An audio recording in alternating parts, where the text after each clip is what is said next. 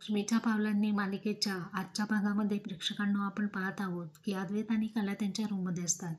कला गुरुजींनी दिलेला जो ग्रंथ असतो त्यावरती ती पाहत असते. हाच तो ग्रंथ असतो जो शाप निवारण्यासाठी गुरुजींनी कला आणि अद्वैत यांच्या हाती तो पवित्र ग्रंथ ठेवलेला असतो.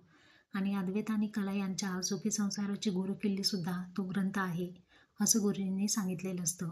परंतु रोहिणीने त्यावरती पाणी ओतलेलं असतं आणि त्या ग्रंथाचं पहिलं पान निघालेलं असतं. आता पुढे तो ग्रंथ नीट वाचताच नाही आला तर शाप निवारण्याचे जे श्लोक आहेत ते आपण कसं म्हणणार हा प्रश्न यांना पडतो. तेव्हा अद्वैत गुरुजींना फोन लावतो आणि लाऊडस्पीकरवरती ऑन करतो. आता हे दोघंही गुरुजींना बोलू लागतात.